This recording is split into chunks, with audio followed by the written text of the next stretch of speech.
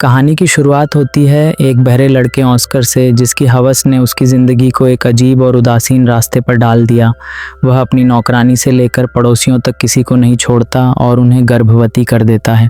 ये कहानी है ऑस्कर के अजीब व गरीब कारनामों की और उस दुनिया की जो उसे घेरे हुए है। हम सबसे पहले एग्नेस को देखते हैं, जो अपने खेत में काम कर रही हैं। अचानक जोसेफ नाम का एक आदमी भागता हुआ आता है, पुलिस से छुपने के लिए मदद मांगता है। एग्नेस उसे एक गुफा में छिपा देती है, मगर जोसेफ इस मौके का फ़ायदा उठाता है और एग्नेस के साथ दुर्व्यवहार करता है। इस घटना के बाद एग्नेस की जोसेफ से दोस्ती हो जाती है और वे साथ रहने लगते हैं। लेकिन एक दिन पुलिस जोसेफ को पकड़ लेती है और उसे गोली मार देती है। उधर एग्नेस अपनी बेटी एनी के साथ रहती हैं, जो बाजार में सामान बेचकर गुजारा करती है। फिर ऑस्कर का जन्म होता है। वह बड़ा नहीं होता, उसका शरीर और दिमाग एक छोटे बच्चे जैसा ही रहता है। डॉक्टर भी हैरान है। उसके पास एक अद्भुत शक्ति है। जब भी कोई उसकी आज़ादी छीनने की कोशिश करता, वह इतनी तेज़ चीखता कि कांच तक टूट जाते। ऑस्कर की माँ एग्नेस उसे अक्सर शहर ले जाती और एक दुकान पर छोड़ देती।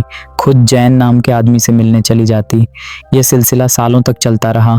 ऑस्कर 12 साल का हो गया, मगर दिखने में वही छोटा बच्चा।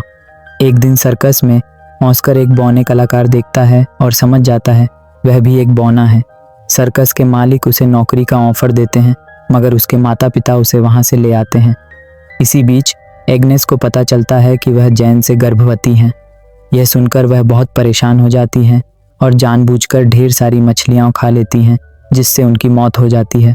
समय बीतता है। द्वितीय विश्व युद्ध छिड़ जाता है। जैन युद्ध में मारा जाता है। ऑस्कर अब एक दुकान में काम करने लगता है, जहां मारिया नाम की लड़की उसकी देखभाल करती है। ऑस्कर को मारिया से प्यार हो जाता है, मगर मारिया उसे एक बच्चे की तरह ही देखती है। एक रात ऑस्कर मारिया के पास सोने चला जाता है और उसके साथ शारीरिक संबंध बनाता है। मारिया गर्भवती हो जाती है और एक बच्ची को जन्म देती है। ऑस्कर उस बच्चे से जलन महसूस करता है। युद्ध की विभीषिका बढ़ती जाती है।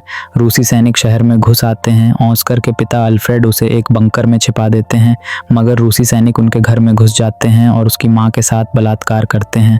अल्फ्रेड को गोली मार दी जाती है। अब ऑस्कर पूरी तरह अकेला पड़ जाता है। वह फैसला करता है अब वह बड़ा होगा। वह अपना वही पुराना ड्रम फेंक देता है, मगर तभी एक पत्थर उसके सिर पर लगता है और वह बेहोश हो जाता है। जब वह उठता है तो पाता है कि उसका शरीर सचमुच बड़ा होना शुरू हो गया है और उसकी चीखने की वह अद्भुत शक्ति भी खत्म हो गई है। शहर खाली हो रहा है। ऑस्कर उसी गुफा के पास लौटता है जहाँ से उसकी माँ की कहानी शुरू हुई थी और जहाँ उसकी अपनी कहानी भी एक पूर्ण चक्र में आकर थम जाती है। यह थी द टिन ड्रम की कहानी।